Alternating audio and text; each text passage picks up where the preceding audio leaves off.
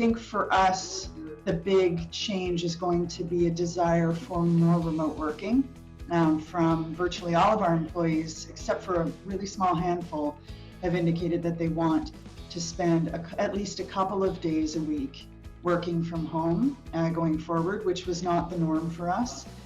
And so from that perspective, my concern or challenge is how do we preserve our culture and how do we make sure that our relationships are as rich and fulfilling as they are today, because we've all known each other, but when you start onboarding new people, you have less and less contact with one another in person.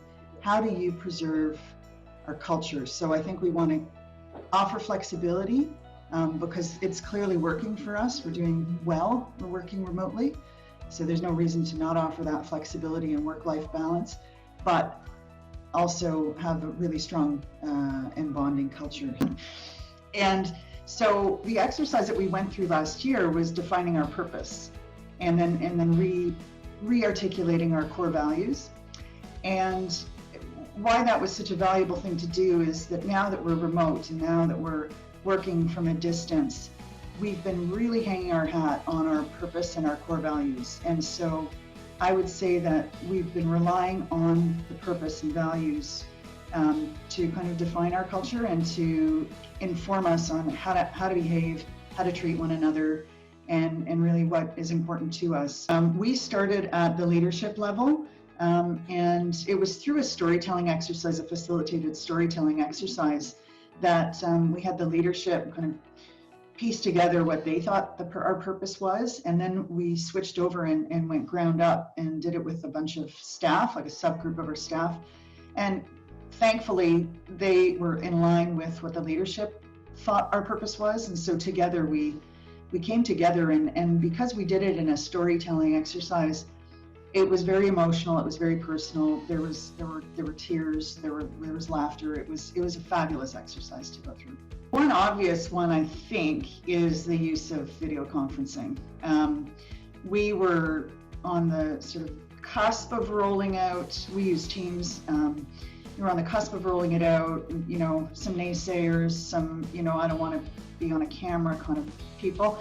And we have offices across the country and in the Caribbean. So I do think that as much as we definitely all have probably experienced Zoom fatigue, I do think that there's this video conferencing should continue and will continue in situations where people can't physically be present. At least they can be visually present.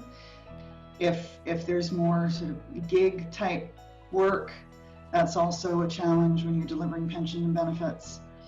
So yeah, the whole pension and benefits delivery model is kind of up in the air a bit, and we're exploring other models rather than, it's really been designed for full-time salaried employees who are with one employer for, maybe not their entire career, but for some long length of time, whereas now, and some strides have been made already, but it's looking at how to let an employee kind of have coverage and then be able to take that coverage around with them. So maybe attach the coverage to the employee rather than to the employer.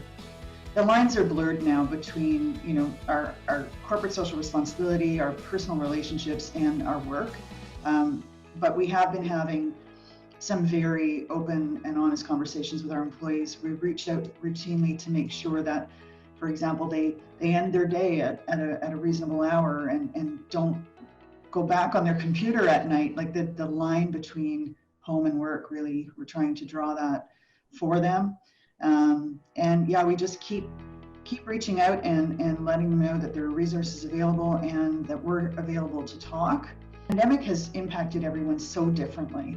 The very young person who joined us a year ago who lives in a 500 square foot condo on the 25th floor is suffering greatly from loneliness and a lack of being outdoors and things like that.